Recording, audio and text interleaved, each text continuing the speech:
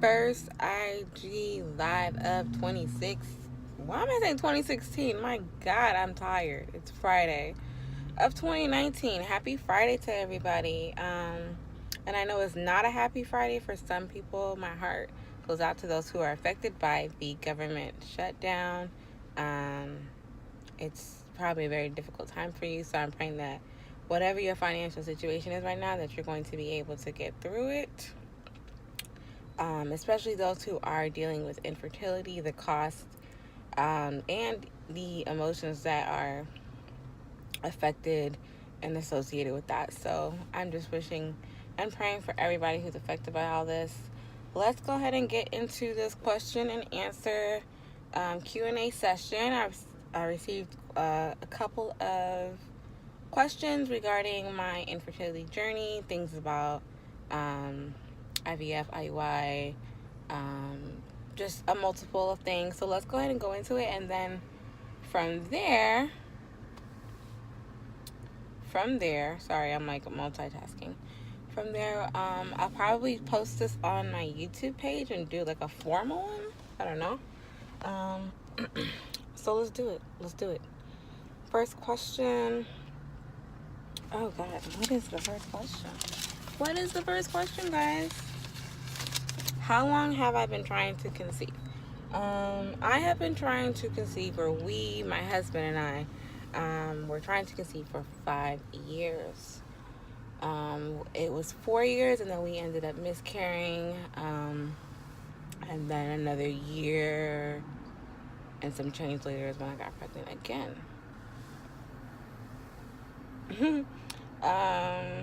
What else? How many doctors or providers or physicians have you seen throughout your journey? I have seen a total of 5. 2 OBGYNs and 3 REs, reproductive endocrinologists, that I've seen in total. What else? When did you realize that you needed help? I realized something was wrong in 2013. I had gone about 4 months without a cycle, and then a subsequent 6 months without a cycle. So I realized something was wrong in 2013. And then by 2014 is when I decided to, during like a regular OBGYN visit, ask about like family planning or whatever the case may be, like trying to conceive and things like that. And I went ahead and asked my OBGYN at that time, that particular one, not the one I currently have now. I had asked just basically like what am I supposed to be doing? What testing am I supposed to be doing? How long am I supposed to be waiting before something happens? Just pretty much all the above. This weather is so annoying. Sorry if I'm like clearing my throat like a million times. Just this weather is really annoying. It goes from hot to cold, hot and cold. But this is Florida.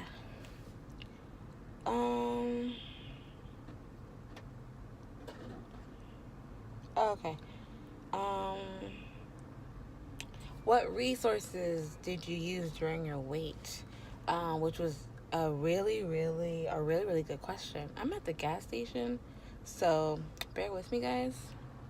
I'm like at the pump, but I haven't pumped yet. Well, I haven't even swiped my card yet. I'm just taking up a spot, just chilling, so I'm ready to get out. But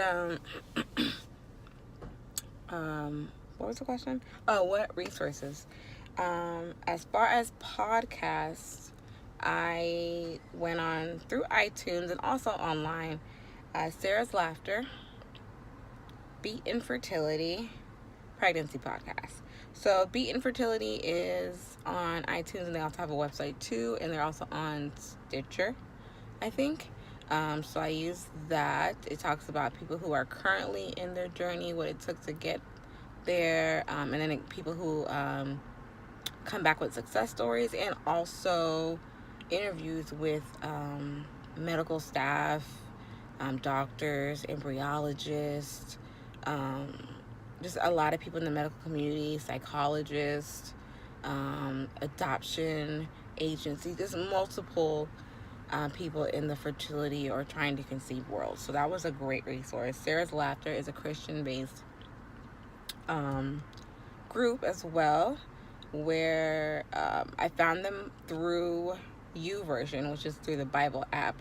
I was actually searching for topics through that Bible app about grief and miscarriage and infertility, and I followed this particular what's the thing I'm looking for? This particular lesson plan, and it was about Sarah from the Bible, and how I believe it was like she didn't become pregnant or become with child until she was 90 years old, and the fact that she ended up getting pregnant at such a elderly age, she left. So that's why it's called Sarah's Laughter. And there's multiple locations throughout the country, but for me, I listened to their podcast online, and then also I joined an online group where it was web chat, but because I was at work, I did the audio. So that was a great resource. Pregnancy podcast, I wanted to stay positive. I knew I would become pregnant. I knew I would have a child, and I just wanted to make sure I understood pregnancy. So that's what I did there. I just put it out there into the universe and tried to be confident about it, so I decided to just move forward and do it. What else? Resources. YouTube. I searched a lot on YouTube for couples who were going through fertility, who had PCOS, who dealt with IUIs and IVF. So the ones that I'm going to specifically mention that I subscribed to and followed were Phil and Alex, Brad and Rachel, Gabe Babe, or the Gabe Fix, Rachel and Justin, and Ellie and Jared. And those are their names on YouTube. So, you follow, unfollow, subscribe, and subscribe as you need to throughout your journey. And pretty much, I think all of them went through IVF. I'm looking at their names and everything. Everyone except one. One couple did not go through IVF, but they struggle with infertility and multiple miscarriages and things like that. Let's see what else. Oh, and biblical verses. Someone did ask about biblical verses as a resource, something to get me through.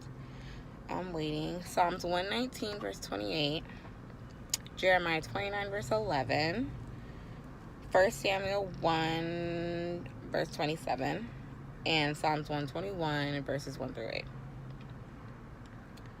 Why IVF? For those who do not know, or just, it's hard trying to go all the way back to like early videos and things like that, or, it's easy to miss. Again, we were trying to conceive for quite some time. I found out that I had PCOS. We did multiple IUIs, got pregnant, and then miscarried, and then did multiple IUIs again, and they were becoming unsuccessful. And after all was said and done, after so many IUIs and the money that's being spent and all, it's just started to add up to the point where it's like, well, how much is IVF compared to this? And at least with IVF, I have embryos or eggs to be able to fall back on, God willing, a successful stem cycle. So that's how we got to that point. It sounds really easy peasy, but I promise it's not. It was a long time coming. But I'm grateful for the journey. It taught me a lot. And the last question is, what was different in my last cycle?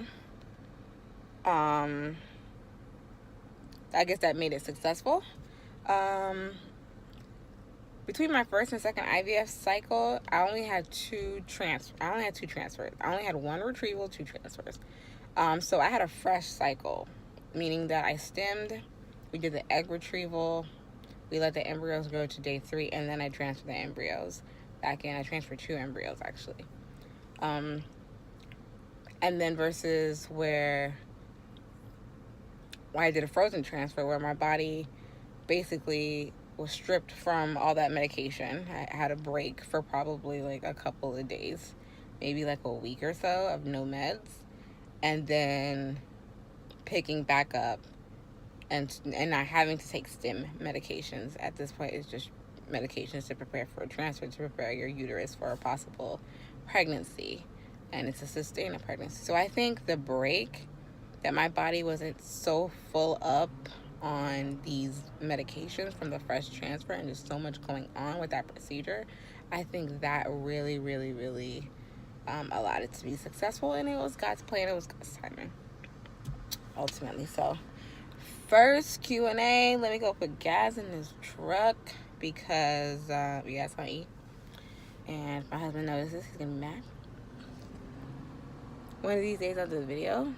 I don't know if you guys can see the baby seats back here. So yeah, happy Friday, guys. Deuces.